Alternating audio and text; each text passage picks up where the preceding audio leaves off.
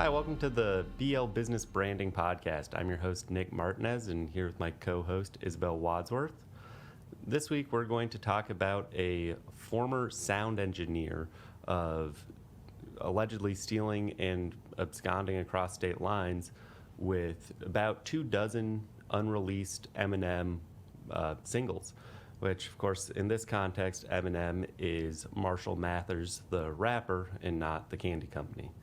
But, Isabel, why don't we kind of walk through just first the general background of this situation, and then what the allegations are, what penalties this employee is facing, and then how we can kind of all learn from this as business owners and members of the corporate America. Absolutely, yes. We are filming this during the lunch hour, and we should have a plate of mom's spaghetti right here.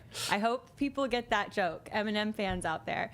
But let's dive into this case. Let's start with the basics. So what are the, as you mentioned, alleged allegations, the charges against Joseph Strange? So Strange is facing two serious charges. Again, these are allegations at this point. This case is pending.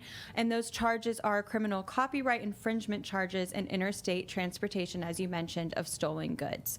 So essentially, this former employee is accused of selling unreleased Eminem songs, again, as you mentioned, without permission from Eminem or his team. And those unreleased songs then made their way onto the internet and through the stream of commerce. So that's sort of the background here. And it's really interesting and, really anxious to see how it all unfolds. Yeah, certainly. And so, just these songs on the internet's obviously a big place. How did the authorities ever find these songs? Right. So the studio employees that worked with Eminem and the team noticed the leaked songs online and then proceeded to report the leaks to the FBI. And investigators were allegedly able to track the purchases back to this former employee who allegedly sold the music for Bitcoin. And so I believe these songs were created originally from, of course, of 1999 to 2018. Correct. And so these songs could have been taken kind of at any point and were just kind of left out there for a long time. Is this kind of just a situation where the employees of the studio just kind of happened to stumble across potentially damning evidence years down the line, or? Yeah, it's kind of a mix of different things. So, of course, we have the leaks, and everyone has heard of a leak. You know, when you have an artist that posts something and says, oh, my stuff got leaked, that's all, done via the internet, of course. But there were also some seized hard drives at issue with unreleased songs and allegedly financial records showing that this former employee was receiving payments for these unreleased songs. And there were also handwritten Eminem lyrics allegedly that they found throughout the course of the investigation that were in this former employee's possession. So it was a mix of some breadcrumbs, if you will, that led to the spiraling of this investigation and the FBI's involvement. So it was a variety of different things that were found. And again, very interesting facts here. These are all allegations at this point in time. This case is pending. But again, interesting stuff. Certainly. And I know you've mentioned a few times now that the FBI is involved.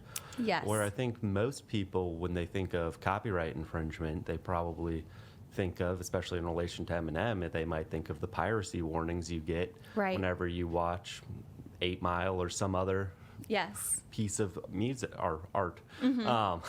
And so that the fact that the FBI is involved here kind of indicates that this is more serious, or at least being taken more seriously than perhaps the run-of-the-mill pirating case. For sure, yes. And you mentioned, run-of-the-mill cases. I would say that civil lawsuits in these matters are more common. Rare is the case that involves criminal charges in this context, with this copyright context. But it really is a message, and something I think we should take into consideration and highlight for our viewers that, yes, civil lawsuits are more common in the piracy cases And settlements often come out of these types of disputes, as well as just your run-of-the-mill copyright infringement case. It's used typically a civil lawsuit, but in some cases, and this being one of them, this can get really serious really quickly. And so I think it's important to highlight this case for that reason as well. Yeah, and so I think Mr. Strange, if convicted, is facing 5 years in prison and $250,000 fine? Yes. And the charge that Mr. Strange is facing for interstate transportation of stolen goods has the potential to carry up for 10 years. So again, really serious stuff. Yeah. That seems like it. And I believe Eminem's probably no stranger to copyright infringement actions. That's right. Is this significantly different than some of the previous ones he's has to instigate? So yeah, there's a variety of different things that Eminem has been involved in terms of settlements and disputes with copyright infringement, licensing agreements, and whatnot. One of them being the Spotify case that ultimately Eminem lost, and that was having to do with the licensing dispute between Spotify and Eminem, and Spotify playing some of Eminem's songs, and yeah, it's interesting because Eminem seems to, I would venture to say, take a pretty proactive approach in protecting his copyright and his IP, and his team seem to really be aggressive in that way, which is a good thing to see, I think, in an artist. So it's definitely the message that's being sent in this case is, the allegations of, taking information, unreleased songs, and Eminem's team saying we are going to pursue this ardently. And again, they're only allegations at this point in time, but it's good to see an artist, fighting for those copyrights and fighting for that IP. Certainly, and I think Eminem had previously, or at least his publisher, had actually sued a Ford dealership for the unauthorized use of his song "Lose Yourself." Right, that is right, and that's a very interesting case to bring up, Nick, because that's again an instance of proactiveness and really getting on the offensive with your copyrights. And so, when you're on the offensive, what is something that an artist should do if they suspect that their work has been stolen? So, if an artist, or even taking it a step further, just you're a business owner, entrepreneur, anyone who thinks that they have intellectual property to protect, the first thing that I think should be done if there's this suspicion of stolen information is to document everything, document the evidence. Go ahead and pick up the phone and contact a lawyer. Feel free to contact a lawyer here at Byrne & Zweig Leonard, because we deal with IP issues all the time, and go ahead and report it to the proper entities that need to be notified of the allegedly stolen information. And the faster one acts, the better. Yeah, and as you'd mentioned, we handle this sort of a case relatively frequently of a former employee absconding with someone's protected property, whether it be intellectual property or sometimes physical property.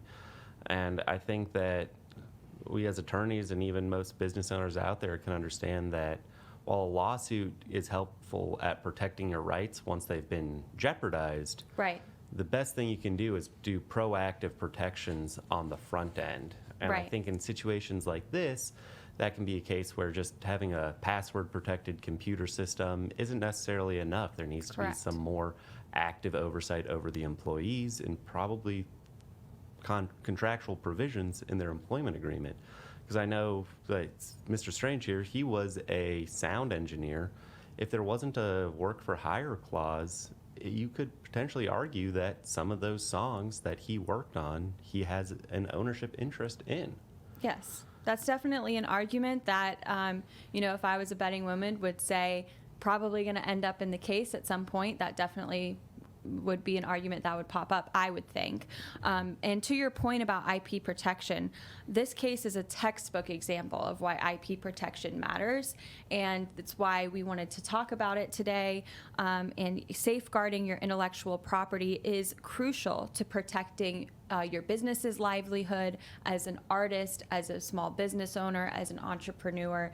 It should be at the forefront at all times, because as this case shows, things can go south really quickly if that IP protection is not in place. But even if it is in place, if something like, for instance, the allegations in this case were to occur, you know that you have something to lean back on. You have language in place, as you mentioned, in your employment agreements. You have the ability to trace documented evidence back as well. So all great points that you brought up. Yeah. Certainly. I think this is going to be a really interesting case to continue to follow and see Yes. how it unfolds. Very interesting to see how Eminem is able to substantiate these claims and what possible liability Mr. Strange is facing. Yes, absolutely. Absolutely.